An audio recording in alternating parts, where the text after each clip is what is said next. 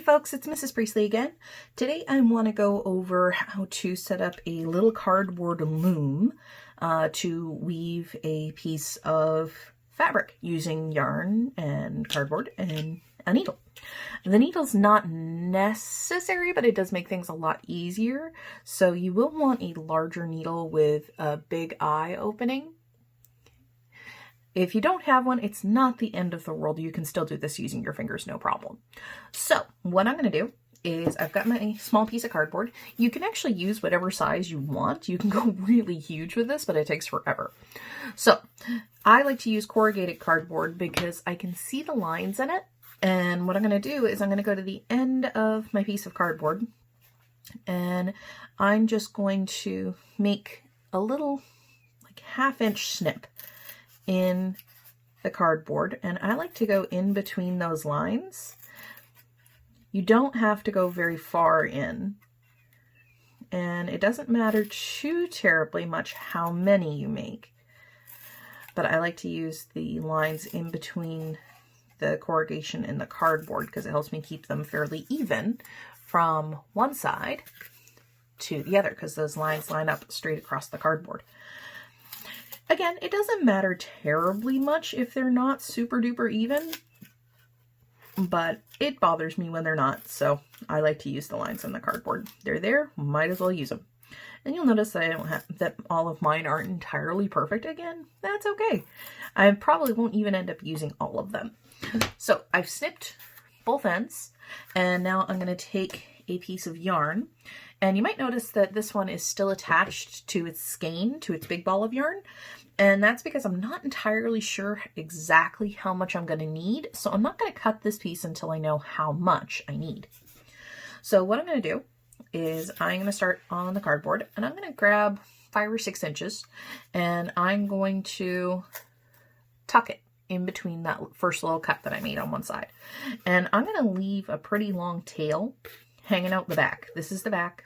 I use the blank side of the cardboard and the colored side of the cardboard, so hopefully it's a little easier to see when I talk about front and back. So the next thing I'm going to do is I'm going to take the long piece of the yarn that's still attached to its skein, and I'm going to go along the front, straight up into one of those other cuts, and boop. Okay, so I want to make sure that's fairly straight. Now I'm going to do, see how it's on the back now, is I'm going to wrap around that little cut. So I'm going to go from this one over to this next one here. And I'm going to come back to the front. So it just kind of wraps around.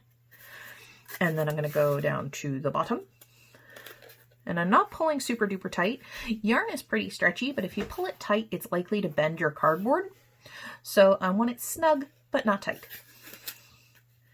And I'm going to go around and up and around and up.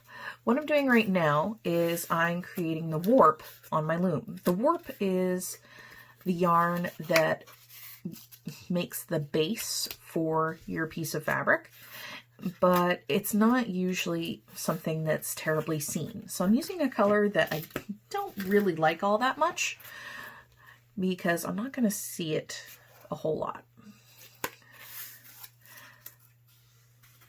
And I think that's wide enough. I'm going to stop. I'm not going to go all the way across. So I've come all the way back. And what I can do now is I'm going to be on the back side. And I'm going to snip boop, off my skein. And I've got 2 tails hanging off the back now and those nice long warp strings on the front. I'm just going to tie that together so it doesn't come loose on me. And again, it doesn't have to be ridiculously tight. And snip off the extra. Boop. Off we go.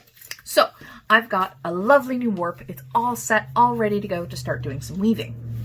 And I'm going to show you guys one that I've already started really quick. And I will finish this one off in a little bit. But I've taken a nice green yarn and I've put it over and under the warp strings to create the weft. This creates the fabric. And you'll notice that where I've been weaving, there is not a whole lot of this warp color available that you can see anymore. You can see it on the ends, which is fine, but you can't really see it inside the fabric anymore. So what I'm going to do is I'm going to use that same color because I've got a bunch of it and I kind of like it. So this is going to be my weft. This is going to be the string that I weave into the warp. So what I'm going to do is I've got a piece that's a couple feet long. And I'm going to come over here to my warp string. And I'm going to put one tail around it. And I don't want to go terribly close to the edge. I'm going to need this later to help tie this off to make it a solid piece. So I'm going to go an inch or two up. And I'm going to tie this piece of yarn around the first warp. And it doesn't matter if you start on the right or the left. So I'm going to go 1, 2. Don't be afraid to grab an adult to help you tie this if you need them to. Okay, so that's now tied off to the warp. I'm now attached. So now I'm going to come to the other end of the yarn. I want to have lots to work with. And I'm going to grab my needle and I'm going to hold my yarn super duper close to my fingers. You can see it's just barely poking out there. I'm going to pinch it tight and I'm going to press it up into my needle. If you have trouble with that, don't worry about it. Again, you can do this without the needle. It's fine. So then I'm going to pull a bunch through and I'm going to use the needle to help guide me over and under the warp strings. So this first one, I'm going to go under and then over the second one. And then I'm going to go under, over, under, over, under, over. I'm going to pull it through. And I like to pull on the yarn, not the needle. I have a bad habit of unthreading my needle when I pull on it. Okay, I'm going to loosen it up just a little bit because it was a little too tight looking. If you pull it really, really tight, you can actually cross your warp strings over, and that's bad. That doesn't work very well. So then I'm going to start on the side I ended on. So I ended with an over. So I'm going to begin with an under. It's always a pattern. Under, over, under, over, under, over, under, over. Then I'm going to pull it through. And again, I like to pull on the yarn and not the needle because I don't like having to rethread my needle constantly. So what I'm going to do on the next one, you see how these aren't very nicely together, is when I do the next one, I'll push those rows together a little bit so that it's a little bit neater. Now, one thing I do like to do is I don't like having the tail of the yarn stick out. It drives me nuts. So what I'll do on the next couple of rows that I make is I'm just going to catch that tail into my weft, into my weaving, and then I'll trim it off. So I'm going to make sure I go under that one. See how I ended on and over? I'm going to go under, and I'm going to go under that tail too, and that's going to catch it in the loop. I'll show you in a minute. So under, over, under, over, under, over, under, over.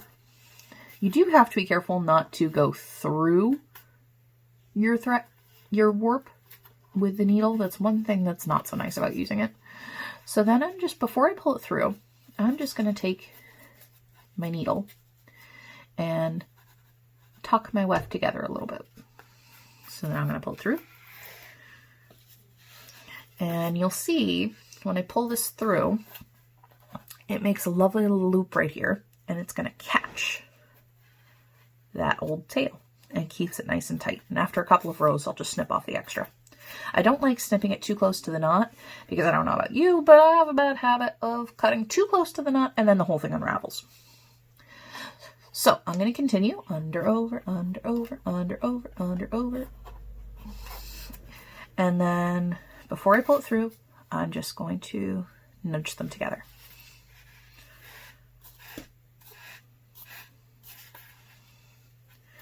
And then for the next one, I'm going to make sure I go under the tail too.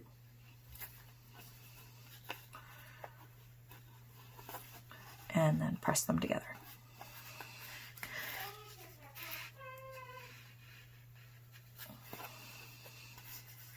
Okay, and feel free to flip this around. I have a hard time working in from the left, so I'm going to flip it around and under, over. Your pattern's not going to change no matter what direction your loom is facing. And before I pull it through, I'm just going to snug those together a little. Now, be careful about pulling too tight. Your fabric will get skinnier the tighter you pull it. So if I pulled that really tight, it can cross my warp strings, but it can also change the shape of my fabric. So I'm going to just make sure those aren't too close together. Under, over, under, over, under, over.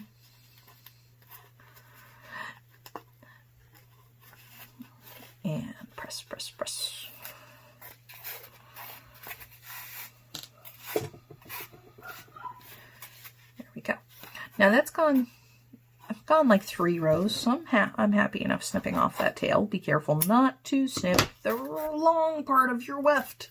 I've done that. It's really annoying. It's really frustrating.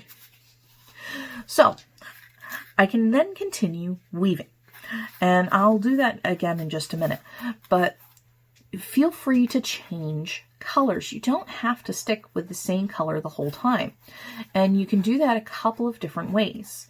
You can do that by just tying onto the end of this string, and then whenever you end, you start your new color. You can tie on to the warp with another color, just like we did that first one. If you end this yarn, you'll want to end it by tying off to the warp and weaving the end in, and I'll show you that on my other one in just a second. So let's say I was going to end this one and I wanted to grab a different color, and I'm just going to grab this one because it's handy. So let's say that, whoops, I ran out of yarn. Oh no. I could start this 2 different ways. I could tie this one off to the warp and then tie this one on, but that does tend to get a little bit bulky.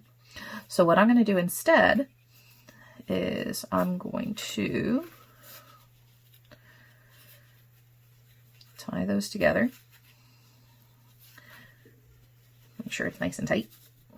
And I want to be careful when I snip the extra not to make it too close to the knot because I don't want it to fall off. Okay, and then I would thread my needle with the new color. Try not to throw my yarn everywhere. If you end up changing colors a lot, you'll end up with little yarn bits everywhere, and that might be frustrating to someone who has to clean. So just be careful and be conscious of that, and try not to get little yarn pieces everywhere.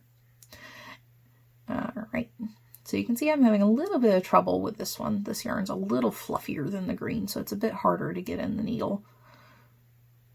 So you know what, I'm just going to skip it. I'll do this one without the needle.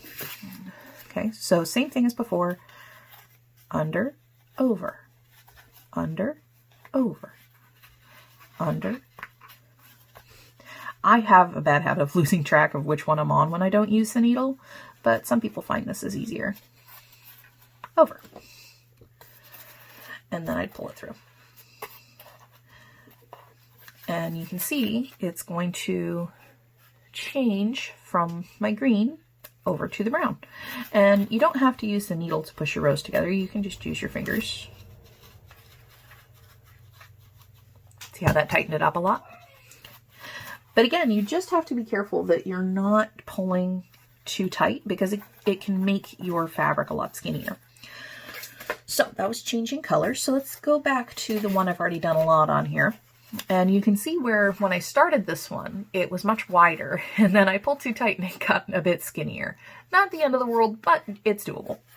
So I've got this. Now I'm going to go ahead and I'm going to finish this one off. So what I'm going to do is I'm going to go around that last warp string, and I'm going to make a loop, go through my loop, and just tie it off with a little knot. Now, I don't want to have this tail hanging out because it looks really, really strange. So I'm going to grab my needle again. I'm going to put that back on there. And then I'm just going to go back through. I'm just going to use the needle to poke through a couple of the weft rows. And I'm just going to tug that through and give it a slice. Boop. Ta-da! Invisible knot. So the next step is to get it off of the loom. I can reuse this loom. It's not doomed. It's not going to break forever. So I'm going to go ahead and I'm going to snip the knot on the back. And then I'm going to gently, because if you're not gentle, you can break it, start pulling it off. And I could yank that loop off of there. I'm not going to. I'm just going to snip it. Snip. Snip. Snip. And then again, just gently pull those off of there. So now I've got this floppy thing, and if I'm not careful, I can loosen up my weft and it will be all messy. So what I'm going to do, I forgot to snip that side, is I'm going to tie together the warps so that it is tied together on the ends. So I'm just going to even those up a little bit. And I'm going to even those up a little bit. Don't go too short or it's a pain to tie. This is why you didn't want to go too terribly close to your edges, because if you did, then you wouldn't have enough left over to tie at the end. So I'm going to just tie them, grab the two on the edge and tie them in a knot.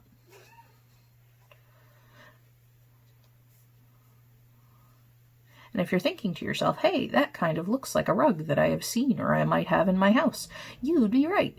You can make something as big as a rug with this. You need a pretty big loom, or you need to stitch little pieces together, but it is totally doable. This is an ancient weaving technique, minus the cardboard. Okay, so now I've tied those together into a nice little knot. And then I'm just going to do the next ones. I personally like to tie each one to its neighbor. So I tied the first two. So then I'm going to tie the second two. And you'll notice it's only using one new piece of yarn.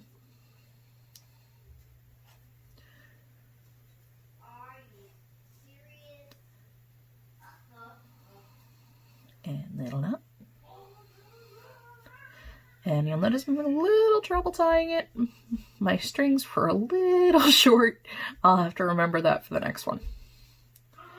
Okay, so then I'm going to go through and I'm going to tie each one to its neighbor. Don't you want to be my neighbor? If you guys haven't watched Mr. Rogers, then I'm now sad. All right. So that side is really, really short. I'm going to switch over to this side down here. This is going to be much easier to tie. And I'll finish off that other side off camera later, where it's not so embarrassing for you guys to watch me tie something that's too short, because it takes a lot of extra work. So these make excellent bookmarks. You can make them longer and skinnier and make bracelets with them. You can make fabric for different projects that you might have. Like if you're making clothes for something small, I wouldn't do anything big, then that works really well. They make beautiful rugs and blankets if you are doing making a model of something or a dollhouse or a diorama. They work really, really nicely for that. So I'm going to finish going across here. Now, there's a couple different ways I can finish this. I can snip it off close to the knots and pretend that they're not there. I can tie them to each other, and that's a nice way to make a bracelet, and I'll show you that in a second. Or I can trim it short. I can fluff out the yarn so that it has a different texture. There's lots of different ways you can finish this off. And then one more. And I have seen some people just take and glue the end of this, and they say they've had some success with that. I don't like how it changes the texture. It gets kind of crusty, but you can certainly do that if you wanted to. So I've got these, and you could tie them all off together into one knot, and that makes a nice clean end. Or you can trim them so that they are a little shorter, and it looks like a nice tassel on the end. Or you can do one of my favorite things, because it's fun and it makes it really fluffy. And you can take and pick apart the yarn. I'm just going to use my needle here into its individual strands. because the yarn is made up of lots of little strands all twirled together. And you get this great fluffy little texture that's very different from the weaving, and I really like the way that looks. And I like it especially if you trim it up a little shorter. And you get this nice little fluffy kind of magic carpet looking tassel on the end. Okay, so I would love to see it if you guys do some weaving. I'd love to see what you do with your weavings when you're done, and have an awesome day.